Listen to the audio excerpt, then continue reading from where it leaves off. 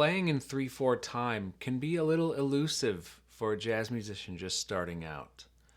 Today I wanted to spend a little time helping you find ways to get comfortable in this time signature, which at one point was not common at all. Now it's common.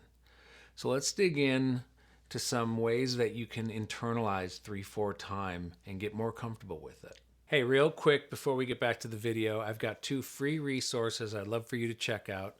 I have my Jazz Warm-Ups and Etudes packet. It's 4 etudes on tune-up, the blues, autumn leaves, and rhythm changes. It's a great way to just get deeper and develop more improvisational vocabulary, work on transposition. Etudes are great for that. The second one, I've got a free webinar called Play Jazz Piano Voicings with Confidence.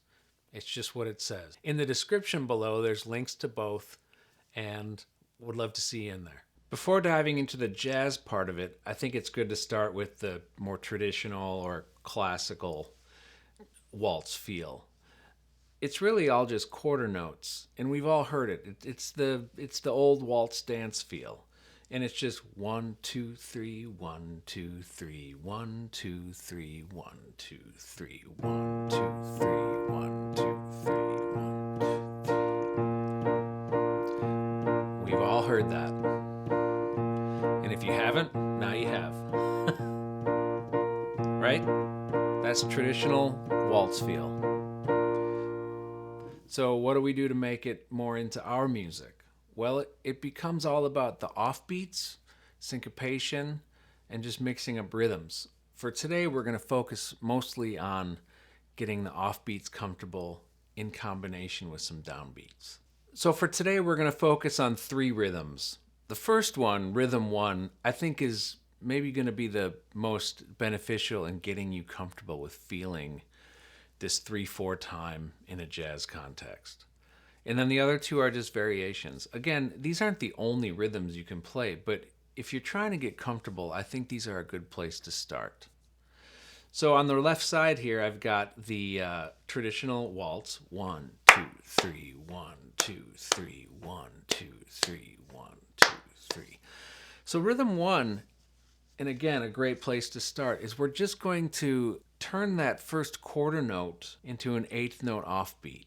And it'll immediately give it more of that feel, that swing thing that feels good, okay? Instead of 1, 2, 3, 1, 2, 3, we're gonna go 1, 2, 3, 1, 2, 3, 1, 2, 3, 1, 2, 3. I mean, you can even hear drums do-dad, like the snare, dancing with the cymbals. Just that little note shift over one little half of a beat. It really changes the whole thing from 1, 2, 3, 1, 2, 3, 1, 2, 3, 1 and 2 and 3 and 1 and 2 and 3 and 1 and 2 and 3. Okay, rhythm 2. We're just going to take out some rhythms, and we're just going to do the and of 2. Okay. So instead of 1, 2, 3, 1, 2, 3, 1, 2, 3, 1, 2, 3, 1, 2, 3, 1, 2, 3, 1, 2, 3, 1, 2, 3. That's rhythm 2.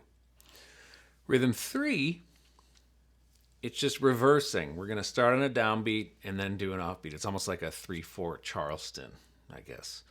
So 1, 2, 3, 1, 2, 3, 1, 2, 3. Rhythm 3.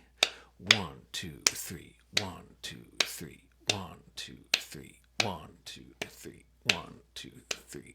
It's almost like a hemiola. In fact, maybe it is a hemiola. Okay, so here's something we can do to get comfortable between the hands. Real simple. We're going to play a B flat in the left hand, a B flat in the right hand. We're just going to play quarter notes. If you're at a piano, you can do this with me. I'm going to loop it for a while. And then we're just going to add in the rhythm for rhythm 1 in the right hand. 1, 2, 3, 1, 2, 3.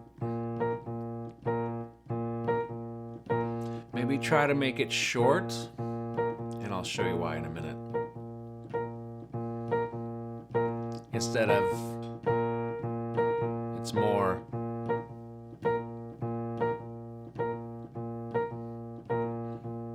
just get into into that comfortable place.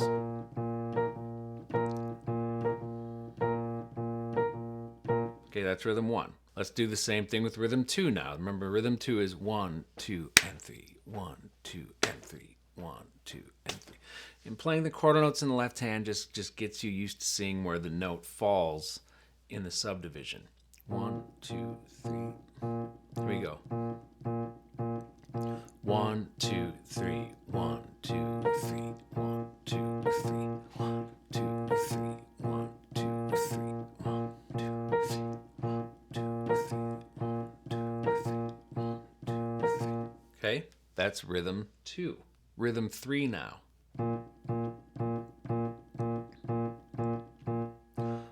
2, 3.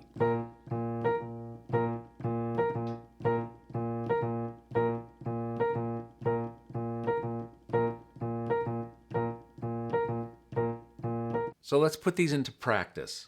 I've chosen to use the classic Someday My Prince Will Come, just the chord changes. And we'll go through each rhythm. We'll just do the first half of the form. And I'm going to do simple notes in the left hand, 4-way close voicings in the right hand. I'll do the same voicings for each one of these rhythms, the same exact way, but just change the rhythm so you can hear the same sound with different rhythms. I'm just going to do a simple click metronome on quarter notes. I'm doing quarter note equals 106. Seems like a good tempo that's not too slow. And then just follow along and see if you can play along, or screenshot these voicings, or you can loop sections on YouTube, or whatever works for you. But here we go. So this is rhythm 1 with voicings in the right hand.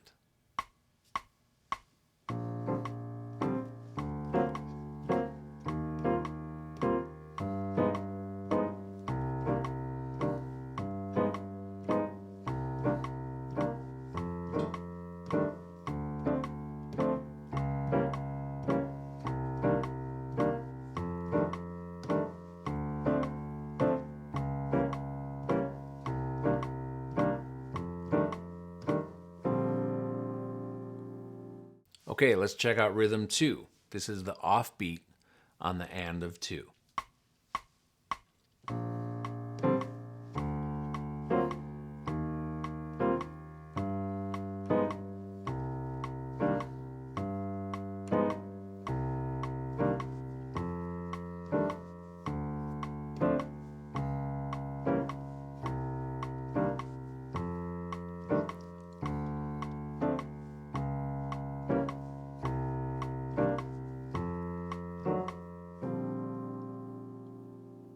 And now rhythm 3, downbeat on 1 and of 2. It's almost like a hemiola feel.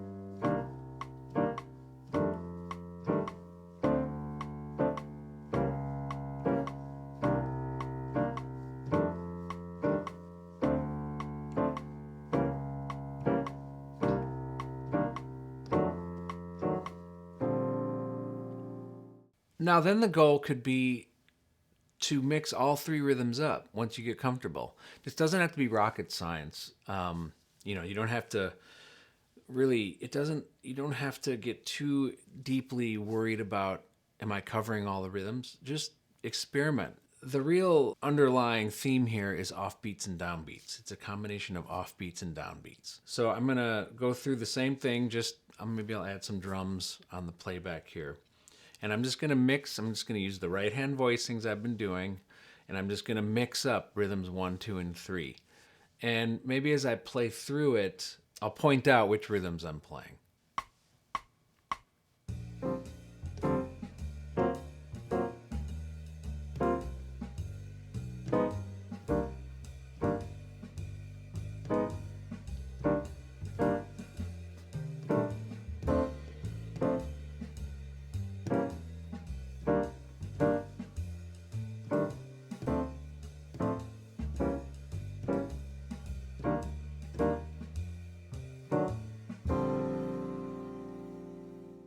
Okay, I wanted to put a quick insert here. I forgot to say it in the video. If you want to check out some great comping on Someday My Prince Will Come, listen to the classic Miles Davis recording from that album called Someday My Prince Will Come. Wynton Kelly, if you don't know the pianist Wynton Kelly, it's a master class in comping in 3/4 time. Just listen to how he comps behind everybody and just how the drums and the bass and the snare drum and the cymbals all interact with the piano. It's quite magical. So check that out. So that's it. I hope it was helpful. If you're not comfortable with 3/4, perhaps this will give you a nice introduction to it. And if you haven't liked the channel or subscribed, I would be so grateful if you did. It's a growing community here. It's just me doing this, no big team of people behind me. And I'm really happy with the way things have gone. There's some wonderful people in the Whale & Jazz Lessons community, and I'd love you to be a part of it. Okay, I hope you have a good one. Happy practicing.